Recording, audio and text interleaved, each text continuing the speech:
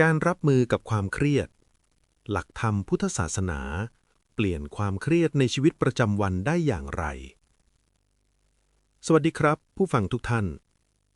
วันนี้ผมอยากชวนทุกท่านมาคุยกันเรื่องหนึ่งเป็นเรื่องที่แทบทุกคนหนีไม่พ้นนั่นคือความเครียดความเครียดจากงานความเครียดจากเงินความเครียดจากความคาดหวัง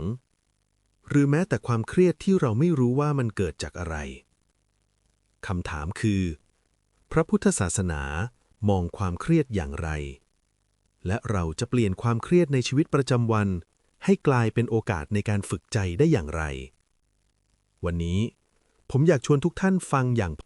ไม่ต้องเชื่อทั้งหมดแต่ฟังเพื่อลองเห็นและลองปฏิบัติไปด้วยกันครับ 1. ความเครียดในมุมมองของพระพุทธเจ้าในหลักพุทธศาสนาความเครียดไม่ใช่เรื่องแปลกเพราะมันอยู่ในสิ่งที่พระพุทธเจ้าเรียกว่าทุกข์แต่พระพุทธเจ้าไม่ได้สอนให้เรากลัวทุกข์ท่านสอนให้เราเข้าใจทุกข์ความเครียดเกิดขึ้นไม่ใช่เพราะงานหนักไม่ใช่เพราะคนอื่นแต่เพราะใจเราไปแบบไปต้านไปอยากให้ทุกอย่างเป็นอย่างที่เราคิด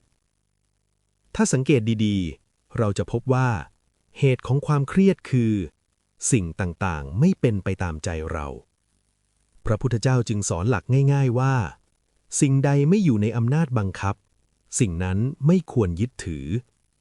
และนี่คือจุดเริ่มต้นของการเปลี่ยนความเครียดครับ 2. เปลี่ยนความเครียดด้วยสติ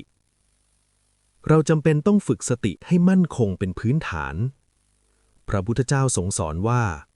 สติคือประตูแรกของการหลุดพ้นเวลาที่เราเครียดเรามักจะขาดสติหลงไปกับความคิดซ้ำคิดวนคิดล่วงหน้าโดยไม่รู้ตัวเลยว่าร่างกายกำลังเกร็งลมหายใจกำลังสั้นใจเริ่มอึดอัดการฝึกสติไม่ต้องทำอะไรยากเพียงแค่รู้ว่าตอนนี้กำลังเครียดลองฟังให้ดีนะครับ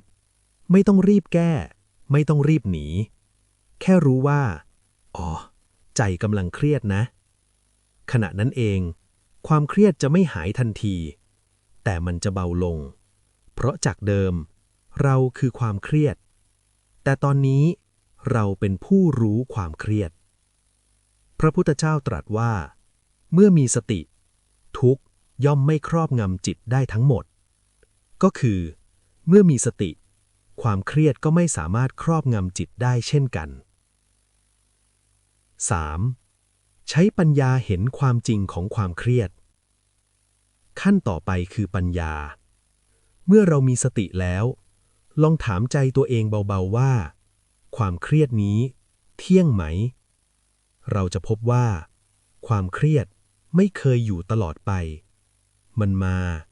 มันแรงแล้วมันก็เปลี่ยนพระพุทธเจ้าสอนเรื่องอนิจจังทุกขังอนัตตา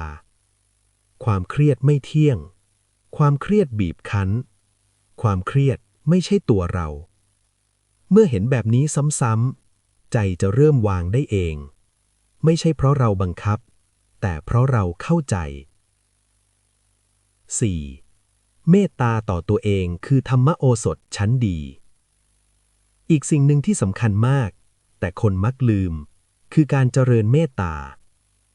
เวลาที่เราเครียดเรามักโทษตัวเองว่าไม่เก่งไม่ดีไม่สำเร็จพระพุทธเจ้าไม่ได้สอนให้เราดุใจแต่สอนให้เราดูแลใจลองพูดกับตัวเองในใจว่าขอให้ใจนี้เป็นสุขแม้กำลังเผชิญความเครียดเรากำลังเรียนรู้